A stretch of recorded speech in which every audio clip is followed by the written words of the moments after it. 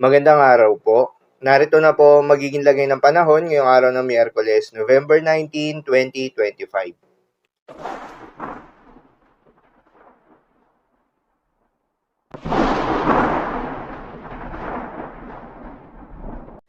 Sa kasalukuyan at ayon sa pag-asa, patuloy na umiiral itong Intertropical Convergence Zone o ITCZ o yung banggaan ng hangin mula Northern at Southern Hemisphere at nakakaapekto sa may Southern Mindanao.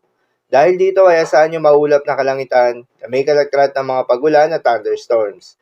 Shearline naman o yung banggaan ng malamig na northeast monsoon at mainit na easterlies ay nakakaapekto sa may eastern section ng Northern Luzon. Dahil dito ay asahan yung maulap na kalangitan na may kalat-kalat ng mga pagulan at isolated thunderstorms. Northeast monsoon naman o hanging amihan ang patuloy na nakakaapekto sa nalalabing bahagi pa ng Northern Luzon. Dahil dito ay asahan naman yung maulap na kalangitan na may kasama mga pag-ulan.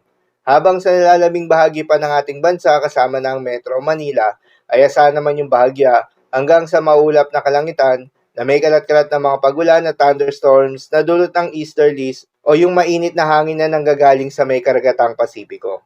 Magandang balita pa rin dahil ayon sa pag-asa ay wala tayong binabantayan na low pressure area o bagyo sa loob o malapit sa Philippine Area of Responsibility na maring makaapekto sa ating bansa within the next 3 to 5 days. Para naman sa magiging lagay ng panahon ngayong araw ng Miyerkules, dahil nga sa epekto nitong Intertropical Convergence Zone, asahan sa Davao Region, Soxargen, Basilan, Sulu at Tawi-Tawi, ang maulap na kalangitan na may kalat-kalat na mga pagulan at thunderstorms. Posible ang mga pagbaha o pagguho ng lupa, due to moderate to at times heavy rains. Habang sa Cagayan, Isabela, Apayao, Kalinga, Mountain Province at Ifugao ay asahan naman yung maulap na kalangitan na may kalat-kalat na mga pagulan at isolated thunderstorms na dulot ng shearline. Posible rin na mga pagbaha o pagguho ng lupa, due to moderate to at times heavy rains. Habang sa Eastern Visayas, Caraga, Aurora, Quezon at Camarines Norte, ay asahan naman yung maulap na kalangitan na may kalat-kalat na mga pagulan at thunderstorms na dulot ng easterlies. Posible rin na mga pagbaha o pagguho ng lupa, due to moderate to at times heavy rains. Habang sa Batanes at Ilocos Norte ay asahan naman yung maulap na kalangitan na may kasama mga pagulan na dulot ng northeast monsoon. At sa nalalabing bahagi ng Mindanao ay asahan naman yung bahagya maulap hanggang sa maulap na kalangitan na may kalat-kalat ng mga pagulan o thunderstorms na dulot ng Intertropical Convergence Zone. Posible rin na mga pagbaha o pagguho ng lupa during severe thunderstorms.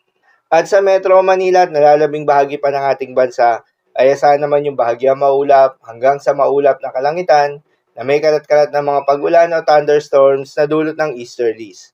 Posible rin na mapagbaha o pagguho ng lupa during severe thunderstorms. Madalas nabobo ang mga thunderstorms na ito tuwing hapon o gabi na nagtatagal ng 1 hanggang 2 oras.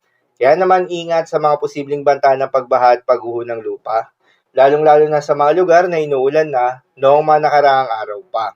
Para naman sa magiging lagay ng mga dagat baybayin, ayon sa pag-asa ay may nakataas tayo na gale warning sa mga seaboards ng Batanes, northern and eastern coast ng Cagayan, kabilang na ang Babuyan Islands, Ilocos Norte, Ilocos Sur, La Union, western coast ng Pangasinan.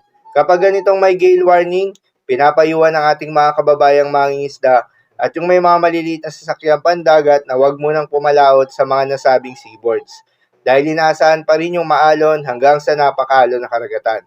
Habang sa nalalabing seaboards ng ating bansa ay asahan naman yung banayad hanggang sa katamtaman ng mga pag-alon. So yun lamang po para sa lagay ng panahon ngayong araw ng Miyerkules. Keep safe everyone.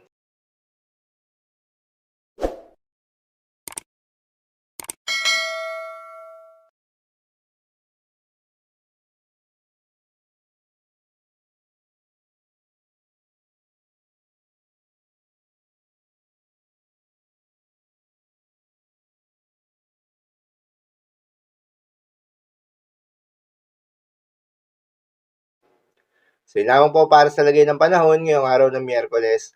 Keep safe everyone.